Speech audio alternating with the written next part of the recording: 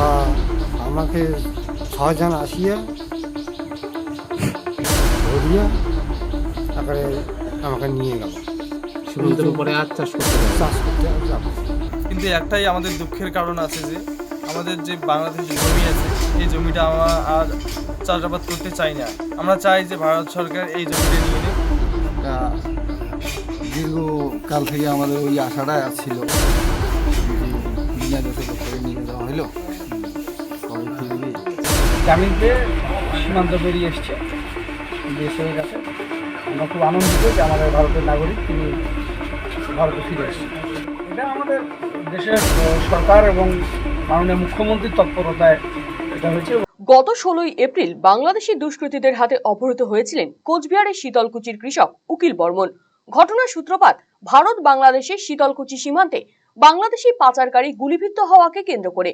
গুলিবিদ্ধ ওই পাচারকারী কোচবিহারে এমজেএন মেডিকেল কলেজ ও হাসপাতালে মৃত্যু হয়। আর এই ঘটনার কিছুক্ষণ পর কাঁটাতারের ওপারে চাষের কাজ করতে যান কোচবিহারের কৃষক উকিল বর্মন এবং তার স্ত্রী। অভিযোগ, বেশ কয়েকজন বাংলাদেশি দুষ্কৃতী উকিলকে তুলে নিয়ে যায়। এরপর তা জানাজানি হতেই বিষয়টি নজরে পড়ে বিএসএফ এর। এরপর বাংলাদেশ সীমান্তরক্ষী বাহিনী বা বিজিবির সঙ্গে দফায় দফায় হয় বৈঠক বিএসএফ এর। তবে তা সত্ত্বেও উকিল বর্মনকে পুনরায় দেশে ফেরানো সম্ভব হয়নি। এর ফলে ক্ষুব্ধ হয়ে ওঠে তার পরিজন এবং প্রতিবেশীরা।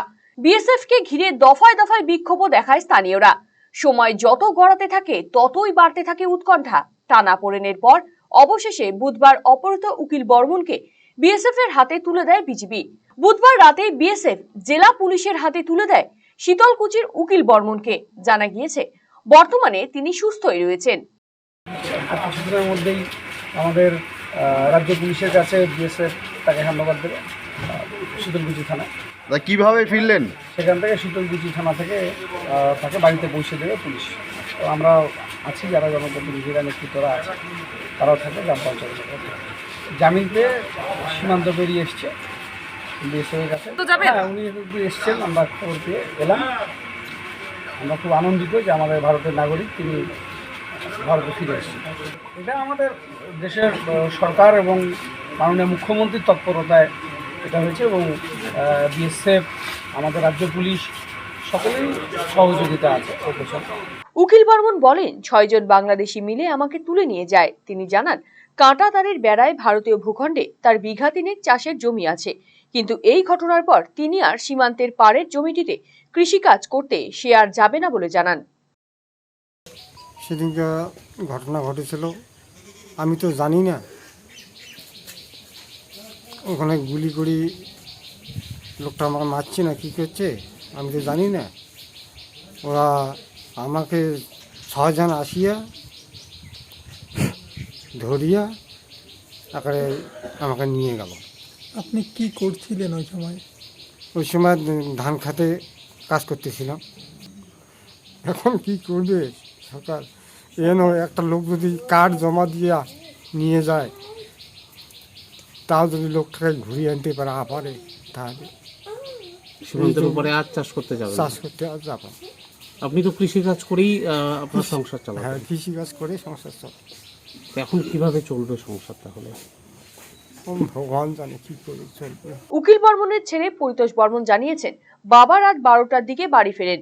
আমাদের বাংলাদেশের যে জমি আছে, আমরা চাই ভারত সরকার এই জমিটি নিয়ে নিক। এই জমিতে আমরা চাষাবাদ করতে চাই না। হচ্ছে কালকে রাত 8টার সময় আমরা জানতে পেরেছি এবং রাত 12টার দিকে আর কি বাড়িতে ফিরেন। তখন আমরা বাড়িতেই ছিলাম, হঠাৎ করে থানা থেকে ফোন করে যে তোমার বাবা চলে যাচ্ছে। কতটা খুশি? ভীষণ খুশি আমরা, কিন্তু একটাই আমাদের দুঃখের কারণ আছে যে আমাদের যে বাংলাদেশের জমি আছে এই জমিটা আমরা আর চাষাবাদ করতে চাই না। আমরা চাই যে ভারত সরকার এই জমিটা নিয়ে নেয়, তাহলে আমাদের খুবই উপকৃত হব। এই জমিতে গিয়ে যদি আমাদের মান হারাতে হয়, জীবন হারাতে হয়, তাহলে এই জমি আমরা চাই না, এই জমিতে আমরা আর চাষাবাদ করতে চাই না। উকিল বর্মনের প্রতিবেশী সুবোধ বর্মন জানিয়েছেন, দীর্ঘদিন ধরে অপেক্ষায় ছিলাম কবে ফিরবেন উকিল বর্মন। বিনা দোষে তাকে তুলে নিয়ে যাওয়া হয়েছিল, তার ফিরে আসায় আমরা খুশি। একটা দীর্ঘকাল থেকে আমাদের ওই আশাটাই ছিল যে বিনা দোষে লোকটাকে নিয়ে যাওয়া হলো, কবে ফিরবি ওই অপেক্ষায় ছিলাম আর কি। প্রতিবেশী হিসেবে কতটা খুশি আপনারা? হ্যাঁ, খুবই খুশি। না আপনারাও কি আতঙ্কে আছেন যে ওই কাঁটাতারের বেড়ার ওপারে গেলে কি হতে পারে বা নিয়ে যেতে পারে কি না আবার? হ্যাঁ, ওটা তো অটোমেটিক আতঙ্কে থাকার কথা। এখন তো খুব চাপ ওই পাশে যাওয়া। এদিকে বুধবারই পাকিস্তানে বন্দী ভারতীয় বিএসএফ জওয়ান পূর্ণম কুমার সাউকে মুক্তি দিয়েছে পাকিস্তান। বুধবারই মুক্তির পর আটারি ওয়াঘা সীমান্ত দিয়ে ভারতে আসেন রিষড়ার বাসিন্দা বিএসএফ জওয়ান পূর্ণম কুমার সাউ। তারপর রাতে বাংলাদেশ থেকে মুক্ত হয়ে ভারতে ফেরানো হয় শীতলকুচির কৃষক উকিল বর্মনকে। ফলে পাকিস্তান এবং বাংলাদেশ এই দুই বাংলার বাসিন্দা দুই ভারতীয় নাগরিককে হস্তান্তর করায় স্বাভাবিকভাবেই খুশি দেশবাসী। উদ্বেগ কেটেছে পরিবারের লোকজনেরও। বিজেপি রাজ্য সভাপতি সুকান্ত মজুমদারও রাতেই টুইট বার্তা দিয়ে ধন্যবাদ জানিয়েছেন দেশের প্রধানমন্ত্রী নরেন্দ্র মোদীকে। কোচবিহার থেকে অমিত সরকারের রিপোর্ট, আরসিটিভি সংবাদ। রায়গঞ্জবাসীদের জন্য সুখবর, যারা দীর্ঘদিন ধরে পেটের সমস্যায় ভুগছেন তাদের জন্য রায়গঞ্জ দিশারিতে আসছেন ব্যাঙ্গালোরের প্রখ্যাত গ্যাস্ট্রোএন্টারোলজিস্ট ডাক্তার ইরশাদ আলী, এইচএমডি, ডিএনবি। এখন থেকে প্রতি মাসে নির্দিষ্ট দিনে ডাক্তারবাবুকে দেখাতে আজই যোগাযোগ করুন দিশারি হেলথ কেয়ার, উকিলপাড়া, রায়গঞ্জ শাখায়। যোগাযোগ করুন 7477785509 এই নম্বরে এবং 7477785512 এই নম্বরে।